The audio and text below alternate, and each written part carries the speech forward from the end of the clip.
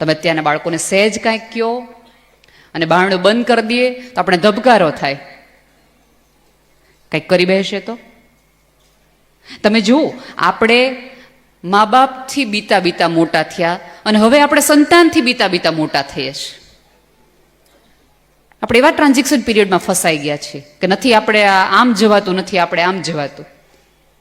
સહેજ કાંઈક કહીએ તો એના આળા થઈ જઈએ છીએ. શું લાગે છે કેમ બાળક આવું થઈ ગયું?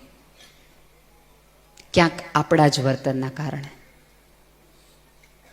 આપણે ક્યારેય આપણે એવું આપણે આપણા શાસ્ત્રો કહે છે, ગર્ભમાં પણ બાળક સાંભળતું હોય ત્યારે આપણે સરસ મજાના રામાયણ વાંચીએ, ગીતા વાંચીએ, ધર્મગ્રંથ વાંચીએ. પછી બાળક સામે આવી જાય તો ગાળો હે નહીં બોલવા માંડીએ છીએ.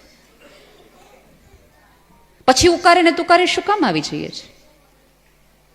આપણા બાળક પાસે સફળ લગ્ન જીવનના બહુ દાખલાઓ જ નથી. અને આમાં બહુ મોટી તકલીફ ક્યાં થાય છે ખબર છે?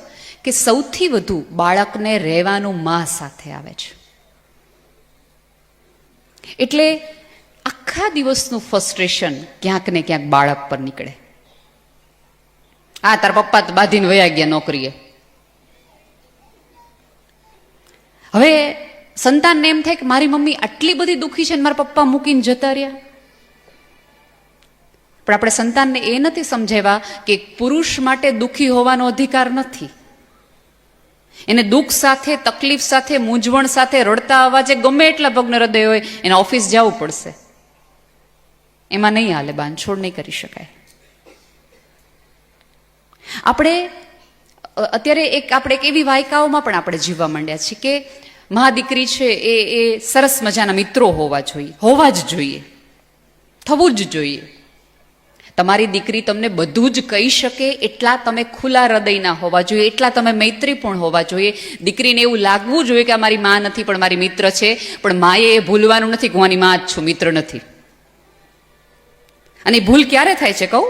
કે જ્યારે દીકરી એવું કહે કે ભાઈ મને એક આ છોકરો ગમ્યો, મને આમ થયું તેમ થયું, એટલે આપણે મિત્ર ભાવે સરસ સાંભળી લઈએ, એને આમ કરીએ, આપણને જેમ વળાતું હોય એમ વાળી લઈએ. પછી કોઈક એવી આપણી પણ ઇમોશનલ મુવમેન્ટ આવે જેમાં આપણે એમ કહીએ કે બેટા આ તો બધું આવું જ હોય.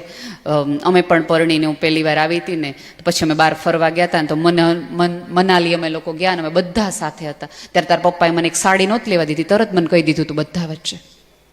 તે દિવસનું મને એટલું બધું દુઃખ લાગી ગયું. તે દિવસે હું એટલી બધી એકલી રડતી હતી પણ ત્યારે મારી પાસે કોઈ નહોતું. પછી પાછો ચોથો કિસ્સો કે આપણે ફૈબાના લગ્ન થયા હતા ને ત્યારે બાએ એવું મારી યાર વર્તન કર્યું હતું ને ત્યારે તારા પપ્પાએ મને જરાય સાથ નહોતો આપ્યો. એટલે તમે દીકરી પાસે એક એવો પુરુષ કલ્પો છો કે જે સ્ત્રીને સુખી નથી કરતો, સ્ત્રીને તકલીફમાં રાખે છે, સ્ત્રીને મૂંઝવણમાં રાખે છે. અને એ દીકરીનો સરસ મજાનો હીરો કહેવાય એવો પિતા એમાંથી થોડા થોડા કાંકરાઓ ખરવા માંડે છે. મારા પપ્પા આવા, મારા પપ્પા.